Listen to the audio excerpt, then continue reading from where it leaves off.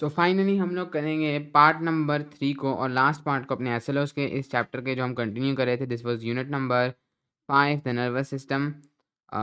एनवीएफ में इसका नाम नर्वस सिस्टम है, लेकिन इसके अंदर एंडोक्राइन सिस्टम को भी इंक्लूड किया गया है। सो हमारे आखिरी 2 एसएलओस रह चुके हैं।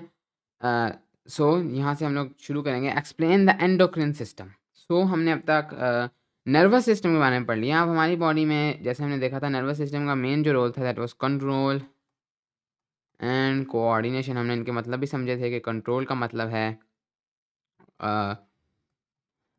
कंट्रोल का मतलब है आपके पास आपका पूरी बॉडी के ऊपर कंट्रोल होना, ब्रेन जो हुक्म दे डिफरेंट पार्ट्स को वो हो, और कोऑर्डिनेशन डिफरेंट पार्ट्स के दरमियान एक कोऑर्डिनेशन हो जिससे वो स्मूथली काम कर सकें।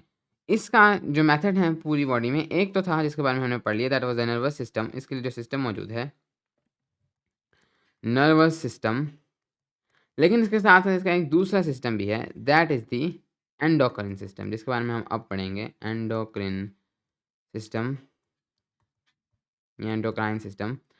सो जैसे हमने नर्वस सिस्टम में देखा था, नर्वस सिस्टम जो है अब नर्वस सिस्टम का जो मेन काम था वो था बेसिकली फास्ट सिग्नलिंग या fast communication. So this was fast communication, लेकिन इसका जो इफेक्ट है दैट इज शॉर्ट टर्म।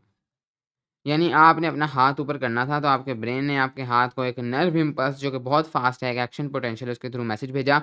आपके हाथ ने आपका हाथ ऊपर उठ गया और बस बात ख़त्म। सो ये बिल्कुल एक शॉर्ट टर्म सिग्नल है, एक शॉर्ट टर्म काम के लिए।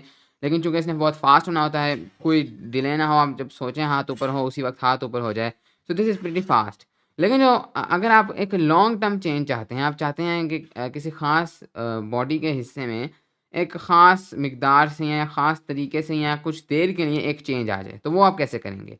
वो आप लोग करते हैं अपने एंडोक्राइन सिस्टम के थ्रू, जिसको इनडायरेक्टली ब्रेन ही कंट्रोल कर रहा होता है। This is a slow system but this is long term.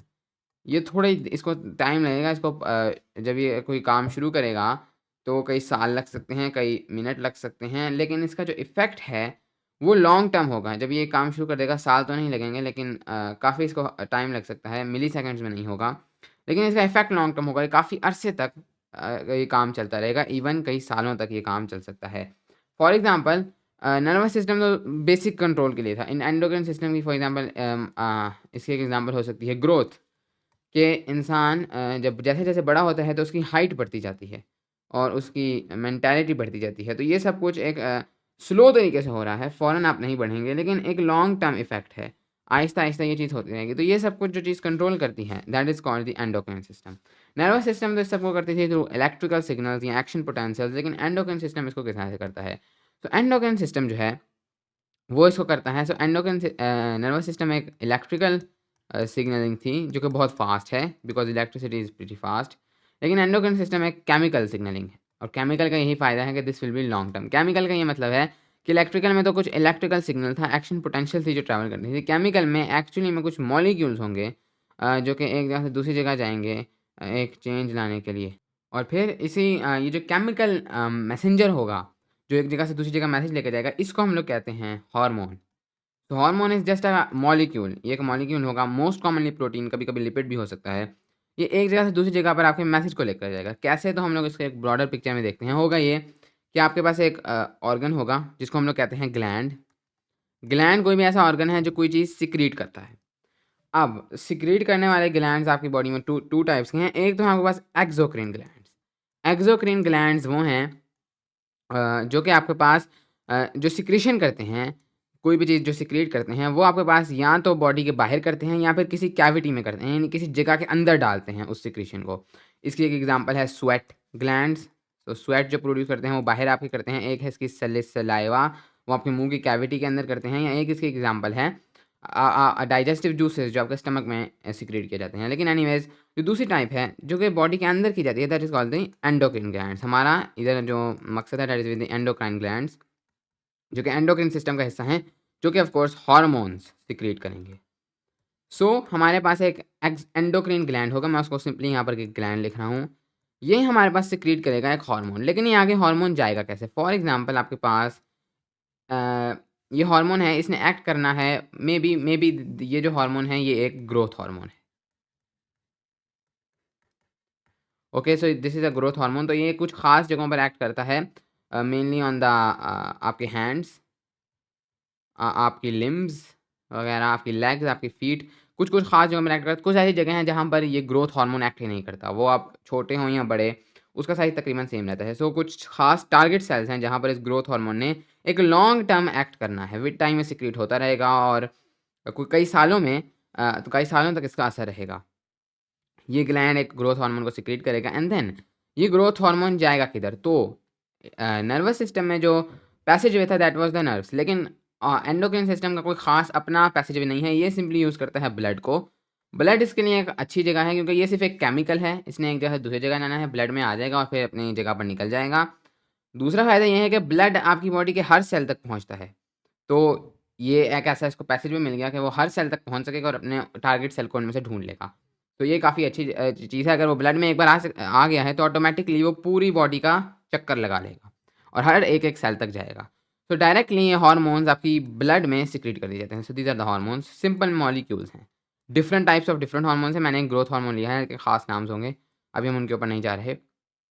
So these are your hormones. अब ये हार्मोन्स थ्रू डिफ्यूजन फैलना शुरू कर देंगे आपकी ब्लड स्ट्रीम में एंड देन विद टाइम ये आपकी ब्लड स्ट्रीम में इवनली फैल जाएँगे और हर जगह पर ये हार्मोन्स होंगे।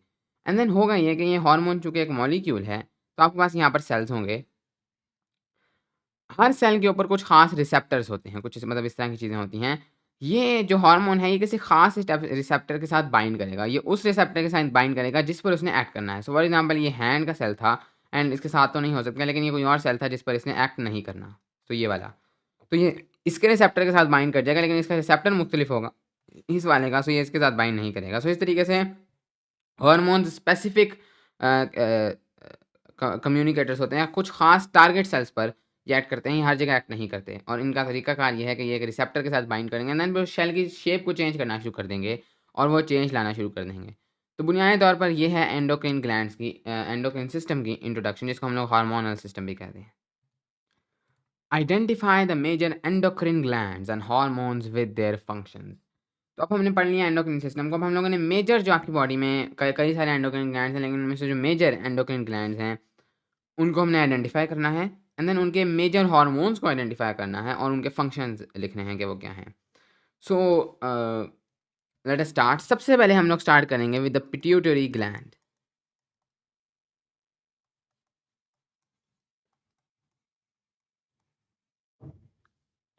Okay, so what is the pituitary gland? अब पिट्यूटरी ग्लैंड को आप डिफाइन कर सकते हैं as the master gland of the body.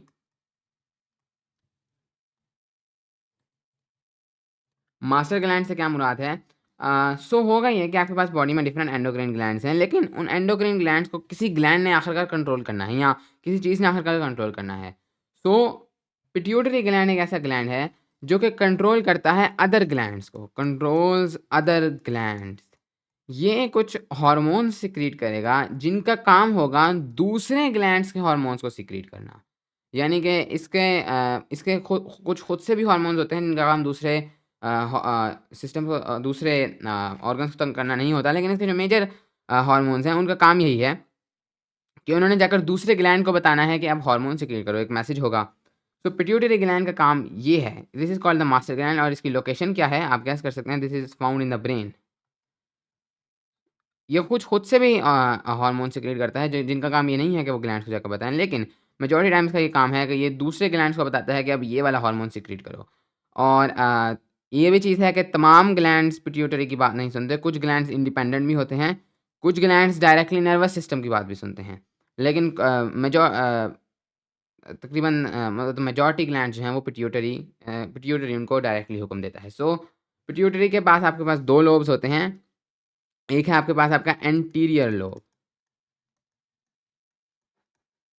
Anterior lobe से क्या मुराद है? तो अगर आपके पास ये पिट्यूटरी है, तो ये ब्रेन में आपके पास मौजूद होगा, तो इसके इस तरह से कुछ 2 लोब्स होते हैं। ये ब्रेन में कुछ इस तरह से आपको नज़र आएगा। If this is the brain, ये ऊपर आपका सेरिब्रम है।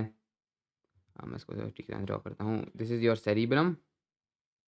तो इधर जाकर आपके पास आपका एक रीजन होता है, this is called the thalamus and then इसके नीचे आपके पास इस जगह पर हाइपोथैलेमस होता है एंड देन इधर जाकर आपके पास ये आपका पिट्यूटरी ग्लैंड लटक रहा होता है। देन ऑफ कोर्स इसके बाद पास इधर आपका सेरिबेलम होगा एंड देन आपकी ब्रेन स्टेम होगी। तो ये ब्रेन की एक बहुत ही सिंपल सी डायग्राम है।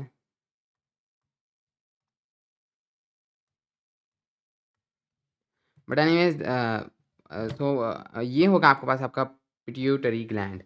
इसके आपके पास 2 लोब्स होंगे, यानी इसके 2 हिस्से होंगे कुछ इस तरह से। एक लोब होगा आपके पास एंटीरियर लोब और एक होगा आपके पास पोस्टीरियर लोब। यानी ये आगे-पीछे होंगे ऑन द ज़ी एक्सिस, यानी अगर हम लोग इधर से देखेंगे, तो एक लोब इसका ये है, एक लोब इसकी पिछली साइड पर है।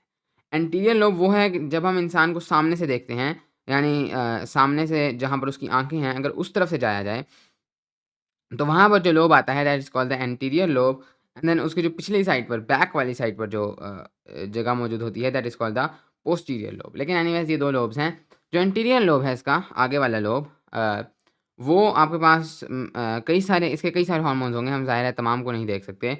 लेकिन इसके जो मेजर हार्मोन्स हैं, सबसे पहले इसके अंदर एक होता है LH. LH stands for luteinizing hormone. इसका जो बुनियादी मकसद है that is to control the sperm and egg cell production, यानी इंसानों के अंदर जो स्पर्म और एग सेल की प्रोडक्शन है, उसको इसने कंट्रोल करना है। सो ये इस हार्मोन का काम है, ये दूसरे ग्लैंड्स को हुक्म नहीं देगा हार्मोन्स का। एंड देन उसके बाद एक और आपके पास हार्मोन है that is the FSH, follicle stimulating hormone. इसका काम एक दूसरे ग्लैंड को हुक्म देना है हार्मोन सिक्रीट करने का, जिस ग्लैंड को हम थोड़ी देर बाद पढ़ेंगे। लेकिन इसका जो काम है, इसका काम है एस्ट्रोजन, जो कि एक दूसरा हार्मोन है, उसको सिक्रीट करने का हुक्म देना, जो दूसरे ग्लैंड से सिक्रीट होगा। So anyways this is the these are the 2 main. और इसके अलावा एक और है आपके पास thyroid stimulating hormone. Stimulating hormone से आप समझ सकते हैं इसका काम है, एक और ग्लैंड है थायरॉइड, उसके हार्मोन्स को सिक्रीट करना, मेनली थायरॉक्सिन। सो ये उसको हुक्म देगा कि थायरॉक्सिन को रिलीज़ करो।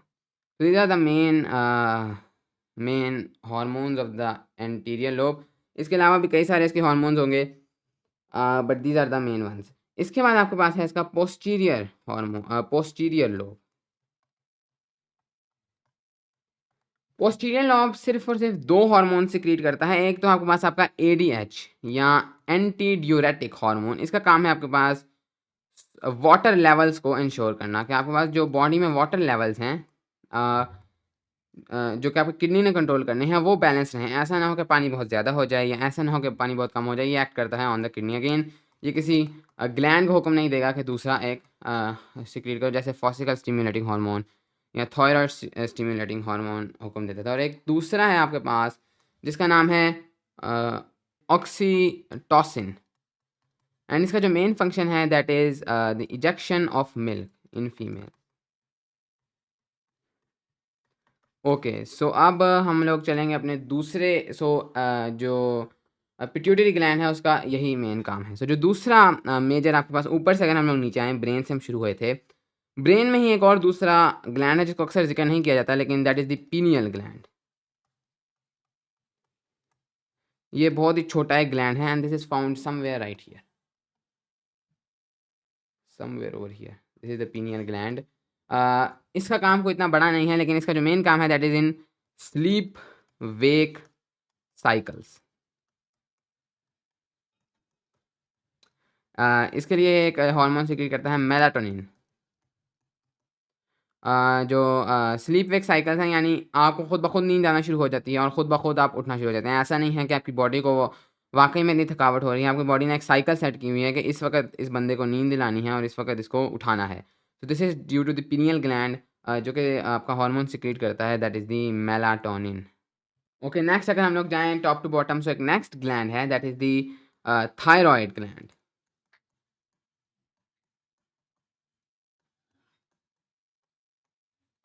Thyroid gland it is found on the trachea, उसके इर्द-गिर्द। जस्ट हमने जैसे पढ़ा था रेस्पिरेटरी सिस्टम में, हमारे पास है लैरिंक्स जो आपका वॉइस बॉक्स है। इसके एग्ज़ैक्टली नीचे आपके पास आता है आपका ट्रैकिया, कुछ इस तरीके से। तो इस ट्रैकिया के बिल्कुल, इस ट्रैकिया के बाहर कुछ इस तरीके से इसके इर्द-गिर्द आपके पास ये एक सर्कुलर, पीछे से ये ख़त्म होगा, circular type, semi circular type gland है that is called the thyroid gland. जो थायरॉइड ग्लैंड है, अ, इसका इसके जो मेन हार्मोन्स हैं उनके अंदर 2 हार्मोन्स हैं। एक तो है आपके पास थायरॉक्सिन, जो इसके डायरेक्ट नाम से आ रहा है थायरॉक्सिन। इसका बहुत ही सिंपल काम है, that is to control metabolism. यानी कि आपने किस वक़्त खाने को हज़म करना है, किस तरह हज़म करना है, और जो भी मेजर आपके मेटाबॉलिक प्रोसेसेस हैं, उनको थायरॉक्सिन जो है वो कंट्रोल करेगा। थायरॉक्सिन कैसे निकलेगा? तो ऊपर हमने देखा था थायरॉक्सिन स्टिम्युलेटिंग हार्मोन, तो पिट्यूटरी इसको हुक्म देगा। देन आपके पास कैल्सिटोनिन। कैल्सिटोनिन का क्या मकसद है? सो आपकी जो ब्लड है, ब्लड स्ट्रीम, उसके अंदर ऑफ कोर्स कैल्शियम मौजूद है।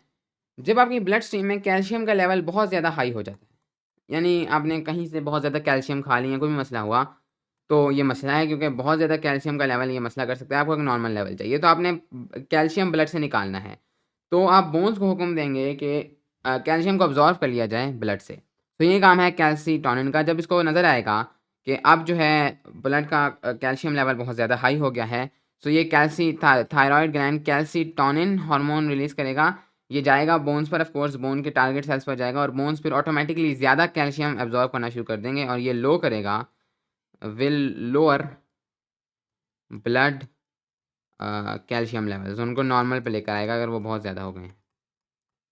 Okay, so these are the 2 main hormones of the thyroid gland. Thyroid gland के बिल्कुल पीछे, यानी अगर ये सामने से है तो इसके बिल्कुल पीछे इसी की शेप का, लेकिन काफ़ी छोटा, यानी अगर ये थायरॉइड ग्लैंड है, इसकी पिछली साइड पर कुछ इस तरीके से यहाँ पर ख़त्म हो रहा है, कुछ इस तरीके से ये पीछे जा रहा है।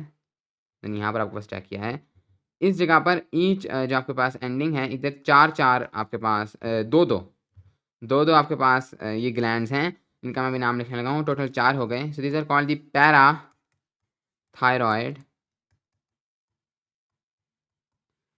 ग्लैंड्स, और ये ग्लैंड्स होंगे क्योंकि ये 4 हैं। इनका मेन हार्मोन सिर्फ एक ही है, that is the para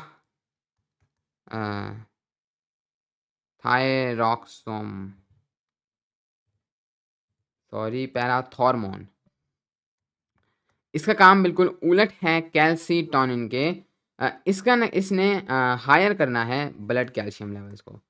higher तो शायद ठीक लफ्ज़ नहीं होगा, increase blood calcium levels, calcium levels. ये कब होगा? जब आप देखेंगे कि अब आपकी जो ब्लड है उसके अंदर एक्चुअली में कैल्शियम काफ़ी कम हो गया है, जिसकी आपको ब्लड को ज़रूरत है।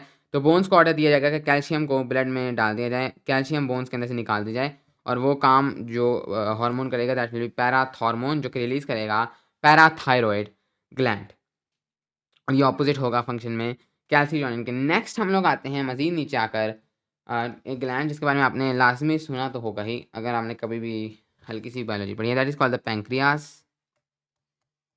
पैंक्रियास के बारे में इंटरेस्टिंग चीज़ ये है कि it is both an endocrine gland and exocrine gland. तो यहाँ पर तो हम एंडोक्राइन फंक्शन को देखेंगे, but this is both an endo and exocrine gland. Exocrine कैसे है कि ये जो आपका स्टमक है, जो इंटेस्टाइन है, जब खाना उधर आता है तो उसके अंदर ये कुछ जूसेस सिक्रीट करता है, बाइल जूस, बल्कि बाइल तो नहीं, कुछ और जूसेस वगैरह सिक्रीट करता है पैंक्रियास। तो एक कैविटी में सिक्रीट कर रहा है, so these are called exo. But जो इसका एंडो फंक्शन है, ये आपके पास बुनियादी तौर पर 2 मेन हार्मोन्स को रिलीज़ करता है। इसके पास कुछ सेल्स होते हैं ख़ास, है किसी ख़ास रीजन में। एक तो है आपके पास बीटा सेल्स पैंक्रियास के अंदर, ये रिलीज़ करते हैं एक हार्मोन को that is called insulin. What is the function of insulin? तो जो इंसुलिन का फंक्शन है दैट इज़ ये बिल्कुल थोड़ा कैल्सिटोनिन की तरह का फंक्शन है, that is to lower blood glucose level. तो पहले कैल्शियम था, now it is blood glucose, या जिसे आप शुगर भी कह सकते हैं, ब्लड ग्लूकोज़ लेवल।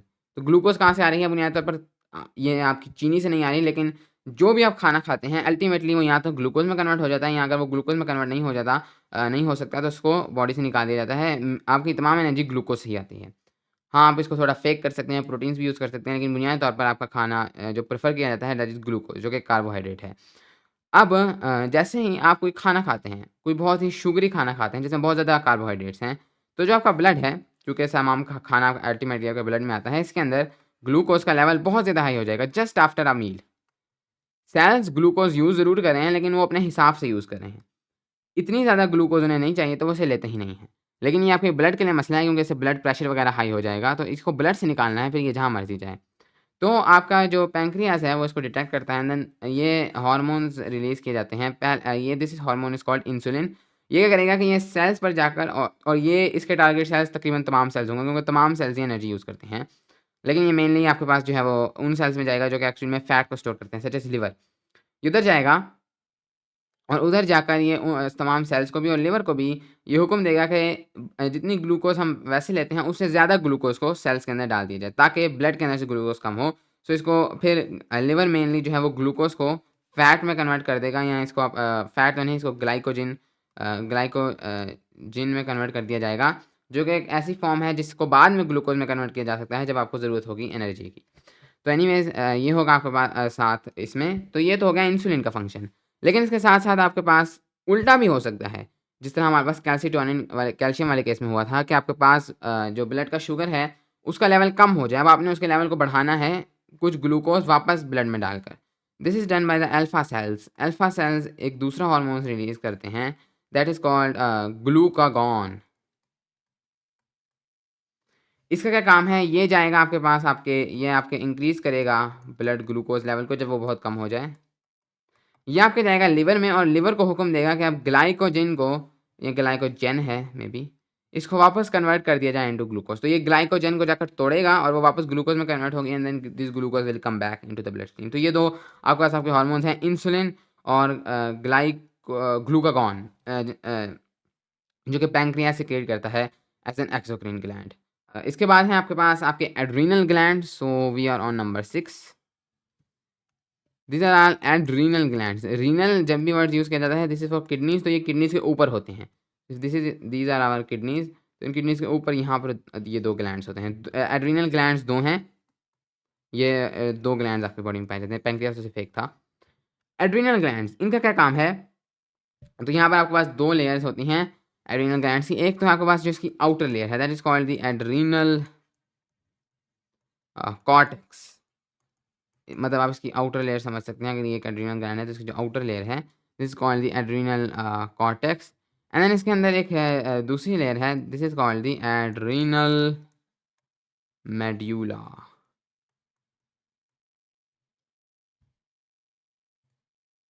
जो हार्मोन्स आपके पास एड्रीनल कॉर्टेक्स रिलीज करता है जो कि कई सारे हैं, उनको आपके पास कहा जाता है कॉर्टिकोस्टीरियोइड्स। कॉर्टिकोस्टीरियोइड्स इनका बस एक नाम है। जितने भी हार्मोन्स एड्रीनल कॉर्टेक्स रिलीज़ करेगा उनको कॉर्टिकोस्टीरॉइड्स कहा जाएगा। जो हार्मोन्स एड्रीनल मेड्यूला रिलीज़ करता है they are called catechol amine.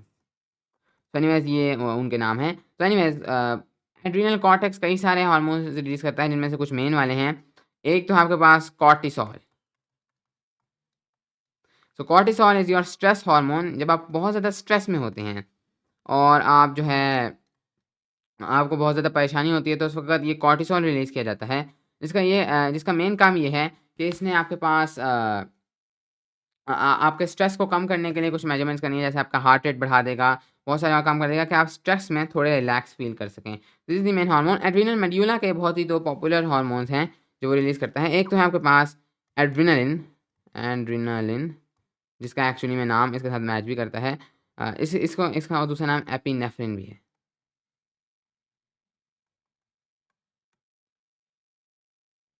Okay, adrenaline का क्या काम है?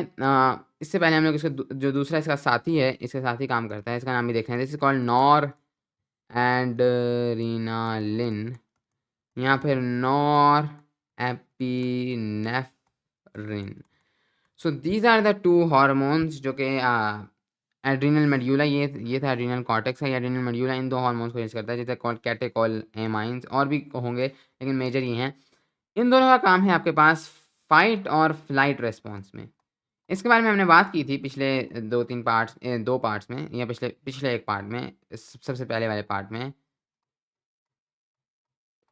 आपके पास आपका नर्वस सिस्टम है और आपका नर्वस सिस्टम के पास एक आपके नर्वस सिस्टम के पास जो सिस्टम था that was the autonomic system में एक सिस्टम था that was called the sympathetic nervous system, जिसको हमने बताया था कि दैट इज़ द फाइट और flight response nervous system. Fight और फ्लाइट रिस्पॉन्स में आपके पास क्या होता था कि फाइट और फ्लाइट रिस्पॉन्स कि यहाँ तो आपने लड़ना है या आपने भागना है। जब आप बहुत ही एक मुश्किल सूरत हाल में होते हैं, इमरजेंसी सूरत हाल में होते हैं, तो आपके कुछ मेजर्स होते हैं जैसे हार्ट रेट का बढ़ना, प्यूपिल का डायलेट होना, जिसके बारे में हमने डिटेल में बात की थी पहले पार्ट में। तो ये तो था आपका फाइट और फ्लाइट रिस्पॉन्स। इसको हमने देखा था कि सिंपैथेटिक नर्वस सिस्टम जो है वो इनिशिएट करेगा, लेकिन हमने देखा है कि जो नर्वस सिस्टम है that is only a short term trigger है सिर्फ ये। अगर आपको कोई बहुत लंबी मसला आ गया है और आपको एक लॉन्ग टर्म प्रिपेरेंस चाहिए इस थ्रेट के लिए, तो वहाँ पर आपका जो एंडोक्राइन सिस्टम है वो किक करता है। तो जो सिंपैथेटिक नर्वस सिस्टम है वो ही इन दोनों का ऑर्डर देता है कि इनको निकाला जाए। एड्रेनालिन और नॉर एड्रेनालिन का काम यही है कि इन्होंने फाइट और फ्लाइट रिस्पॉन्स ट्रिगर करना है, हार्ट रेट को बढ़ाना है, प्यूपिल को डायलेट करना है, ब्रोंकाई को डायलेट करना है ताकि और ऑक्सीजन मिल सके, ब्लैडर को रिलैक्स करना है। तो ये तमाम जो चीज़ें हैं फाइट और फ्लाइट रिस्पॉन्स की, इनका ये इन 2 हार्मोन्स की वजह से होंगे, एपिनेफ्रिन या नॉरएपिनेफ्रिन। सो दिस इज़ यह आपके पास आपका पैंक्रियाज़ नहीं, this is not your pancreas, these are your adrenal glands. Okay, एक और हार्मोन जिसका मैंने ज़िक्र नहीं किया, that is called the aldosterone. Aldosterone ये किस्म से आती हैं एडीएच का, हमने ऊपर पढ़ा था एंटी ड्यूरेटिक हार्मोन, जिसका काम था सॉल्ट और वाटर लेवल्स को मेंटेन करना। इसका काम भी यही है, बस ये इसको थोड़े डिफरेंट तरीके से अंजाम देता है। So anyways this is adrenal glands. Finally है आपके पास जो कि लास्ट ग्लैंड्स होंगे जिनके बारे में हम बात करेंगे। और भी कई सारे ग्लैंड्स हैं, लेकिन जो मेजर ग्लैंड्स हैं वो ये हैं। एक चीज़ इससे पहले मैं ऊपर बता दूँ जो कि मेरे ख्याल में मैंने नहीं बताई, वो हम लोगों ने बात की थी पिट्यूटरी ग्लैंड की। और पिट्यूटरी ग्लैंड हमने देखा था कि कैसे वो मास्टर ग्लैंड है, लेकिन पिट्यूटरी ग्लैंड को भी एक और ग्लैंड कंट्रोल करता है। एक एक एक एक जगह कंट्रोल करती है, एक जगह पिट्यूटरी को कंट्रोल करती है, एंड देन पिट्यूटरी तमाम अदर ऑर्गन्स को कंट्रोल करता है। तो ग्लैंड में ये मास्टर है, लेकिन इसका भी एक बड़ा मास्टर है, that is the hypothalamus. Hypothalamus major order देता है इन तमाम हार्मोन्स के सीक्रेट होने के, जो पिट्यूटरी करता है। फिर पिट्यूटरी आगे मजीद को ऑर्डर दे सकता है। This is also located in the brain, लेकिन ये एक्चुअल ब्रेन का पार्ट है। सो ब्रेन एक किस्म से ऑर्डर देता है सबसे पहले पिट्यूटरी ग्लैंड को, तमाम ऑर्डर ब्रेन से आते हैं।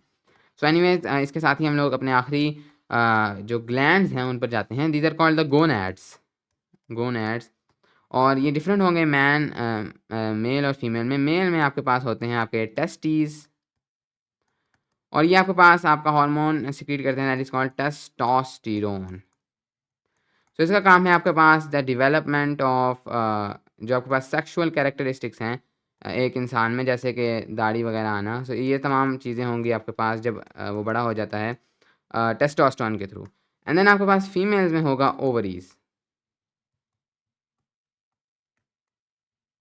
और ये जो ऊपर हमने देखा था एस्ट्रोजन, इसका और एस्ट्रोजन मेल्स में भी होता है, टेस्टोस्टेरोन भी फीमेल में होता है, लेकिन इनका मेन काम इन अलग अलग है।